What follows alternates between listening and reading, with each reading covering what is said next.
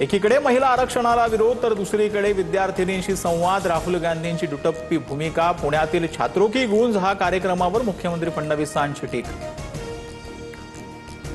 उपमुख्यमंत्री शिंदेंकडून चाकण एमआयडीसीतील रस्ते कामांचा आढावा, चाकण तळेगाव महामार्गाची पाहणी, आधुनिक तंत्रज्ञानाच्या सहाय्याने परिसरातील खड्डे बुजवण्याचं काम। जरांगेंची लढाई आमच्या विरुद्ध नाही, शासनाविरोधात, त्यावर सरकार निर्णय घेईल। जात पडताळणीमध्ये चुका असेल तर त्यावर आम्ही लढतोय, मंत्री छगन भुजबळांकडून स्पष्ट।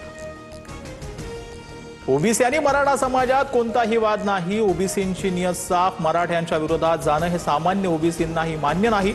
जरांगेंचं भाष्य 29 तारखेच्या आंदोलनावर ठाम।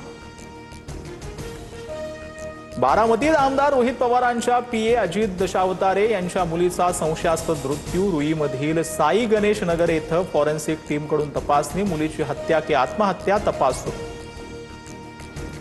एफडीए आयुक्त तुकाराम मुंढेंच्या निर्णयाविरोधात राज्यभरातील खाद्यतेल व्यापारी एकवटले, सुट्या तेलाची विक्री बंद केल्यावरून कोर्टात जाणार, 15 दिवसात निर्णय मागे न घेतल्यास आंदोलनाचाही इशारा। प्युअर तेल काढण्याचा आमचा पारंपरिक व्यवसाय, समाजानं कधीही भेसळयुक्त तेल विकलेलं नाही। सुट्या तेलावरील बंदीनंतर बावनकुळेंसमोर वडेट्टीवारांकडून नाराजी व्यक्त, तर याबाबत मुख्यमंत्र्यांशी बोलणार, मंत्रिमंडळ बैठकीत विषय मांडणार, बावनकुळेंचं आश्वासन।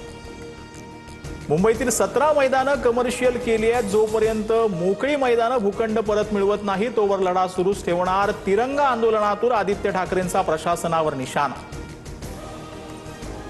मैदानांचं प्रकरण कोर्टात, पण आदित्य ठाकरेंची नौटंकी सुरू। मुंबईतील गिळंकृत केलेल्या भूखंडांचा हिशोब द्या, जनतेनं तुमचा फुटबॉल केला, मात्र आम्ही मैदान सुरक्षित ठेवणार, नवनाथ बन यांचं प्रत्युत्तर। साखरेची साठेबाजी रोखण्यासाठी सरकारचं मोठं पाऊल, व्यापाऱ्यांना केवळ 15 दिवसांचा साठा ठेवण्याची परवानगी, मिठाई विक्रेते ते बेकर्ससाठी नवीन नियमावली जारी। अंगणवाडीला आहार गुरेही खात शकत नाहीत, अंगणवाडी सेविकांच्या संघटनेची पोषण आहाराबाबत एफडीएकडे तक्रार, आहाराची तपासणी करण्याची मागणी।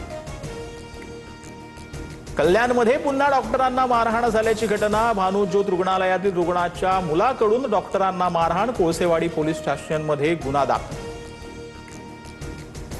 चाळीसगावच्या ऑन्ड्र घाटामध्ये एसटी बस 400 फूट दरीत कोसळण्यापासून थोडक्यात बचावली, प्रवाशांच्या खिडकीतून पटापट उड्या, काहींना किरकोळ दुखापत, सुदैवानं 40 जण बचावले।